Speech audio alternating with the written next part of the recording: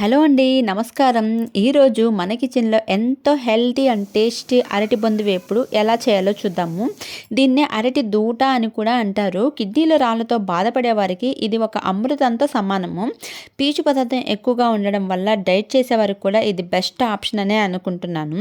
మరి లేట్ చేయకుండా ప్రాసెస్ ఏంటో చూసేద్దామా? ఇదైతే పైన ఉన్న గట్టి పొరలను తీసేయాలన్నమాట. లోపల ఉండే తెల్లటి కాడ ఉంటుంది కదా, ఆ కాడని మాత్రమే తీసుకోవాలి. దీన్ని చిన్న చిన్న ముక్కలుగా కట్ చేసుకోవచ్చు, లేదు అంటే చక్రాల్లా కోసి చిన్న చిన్న ముక్కలుగా కట్ చేసుకోవచ్చు. ఇలా చక్రాలుగా లేదంటే చిన్న చిన్న ముక్కలుగా కట్ చేసేటప్పుడు పీచుల్లాగా దారాలు లాంటి పీచు వస్తుందన్నమాట.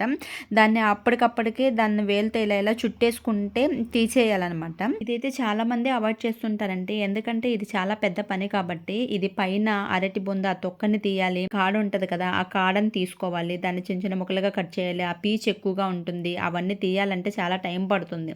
అందుకనేసి చాలామంది అవాయిడ్ చేస్తూ ఉంటారండి, లేట్ ప్రాసెస్ అనేసి. బట్ ఇదైతే కిడ్నీల్లో రాళ్ళు ఉంటుంది కదండి, అవైతే అరగదీయడానికి చాలా మంచిదనేసి అంటుంటారండి. యాక్చువల్లీ ఇది కిడ్నీల్లో రాళ్ళని అరగదీసే సామర్థ్యం ఉంటుందంట దీనికి. గోదావరి జిల్లాలో ఏమో కానీ చెన్నై సైడ్ అయితే ఎక్కువగా తరచూ తింటూనే ఉంటారనమాట. ఎక్కువ అమ్ముతూ ఉంటారు, అక్కడ తీసుకొని తింటుంటారనమాట. ఇప్పుడైతే దీని క్లీనింగ్ ప్రాసెస్, దీని పీచు పదార్థం ఎలాగ తీయడం అనేది మీకు ఫాస్ట్గా మీకు చూపించేస్తాను, చూసేయండి. ఇలా మీకు వీడియోలో చూపించినట్టు దానిలో పైన తోలునంతా తీసేసి లోపల వైట్ దాన్ని కాండం మాత్రమే మనము చిన్న చిన్న ముక్కలుగా కట్ చేసుకొని ఒక పాత్రలో వాటర్ తీసుకొని దాంట్లో లెమన్ని పిండుకొని ఇవి ఈ అరటి బొందుని చిన్న చిన్న ముక్కలుగా కట్ చేసుకొని వాటర్లో వేసి చాకుతో కానీ లేదన్నా మజ్జిగ చిలికే దాంతో కానీ మనం స్పిన్ చేస్తే ఆ చాకుకు కానీ మనకి మజ్జిగ చిలికే దానికి కానీ ఆ పీచు అంతా ఉండిపోద్ది. అప్పుడు మనం ఆ పీచుని పడేసి క్లీన్ చేసుకోవాలన్నమాట. ఈ అరటి బొందు ఫ్రైకి మనం ఒక పౌడర్ తయారు చేసుకుంటున్నాం, అదే ఉప్పుడు బియ్యంతో పేల బియ్యము పౌడర్ అన్నమాట. ఇది ఎలాగంటే ఒక 3 టేబుల్ స్పూన్ ఉప్పుడు బియ్యం తీసుకొని లైట్గా వేపి కారంకి ఎండుమిర్చి తీసుకున్నాను అనమాట. నేను 4 ఎండుమిర్చిలు తీసుకొని ఆ 2 లైట్గా వేపాను. ఆ ఉప్పుడు బియ్యము పేలేటప్పుడు మనము ఆఫ్ చేసి పౌడర్ మిక్సీలో ఒక బరకగా పౌడర్ చేసుకోవాలన్నమాట. ఇప్పుడు అసలైన ప్రాసెస్ మొదలు పెడదామండి. ఇప్పుడు మూకుడులో మనము కావాల్సినంత ఆయిల్ వేసుకోవాలి. ఆయిల్ వేసుకొని ఆవాలు, జీలకర్ర, మినపప్పు, శనగపప్పు అన్నీ వేసుకోవాలి.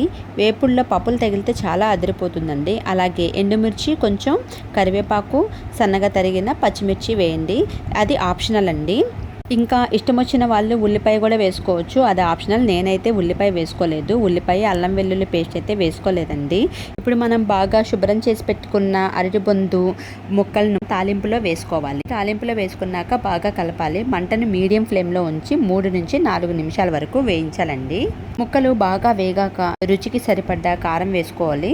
ఇక్కడ ఒక చిన్న చిట్కా అండి, మీకు ఇష్టమైతే అరటి బొందు ఫ్రైలో ఎండు కొబ్బరి పొడి కానీ లేదా వెల్లుల్లి కారం కానీ వేస్తే ఆ రుచికి ఇంకా రెట్టింపు అవుతుంది. సో నేనైతే అవి వేసుకోలేదు, ఎందుకంటే కొబ్బరి కూడా లేదు కాబట్టి. అన్నీ బాగా ఆయిల్లో బాగా వేపుకున్నాక ఇక కూర బాగా ఫ్రై అయిపోయింది అని తెలిసిన తర్వాత మనం ఒక పౌడర్ని వేసుకున్నాం కదండి, ఉప్పుడు బియ్యంతో పేల బియ్యం పౌడర్ అనేసి. ఆ పేల బియ్యం పౌడర్ని వేసుకొని మనం బాగా చల్లుకొని కలిపేసుకొని ఇంకా స్టవ్ ఆఫ్ చేసేసుకోవడం, ఒక బౌల్లో సర్వ్ చేసేసుకోవడమే. చూసారా ఫ్రెండ్స్, ఈ విధంగా అరటి బొందు కూర వారానికి ఒకసారైనా తినాలి. నేను చేసిన ఈ రెసిపీ మీకు నచ్చినట్లయితే లైక్ చేయండి, షేర్ చేయండి, కమెంట్ కూడా పెట్టండి. Thank you, bye.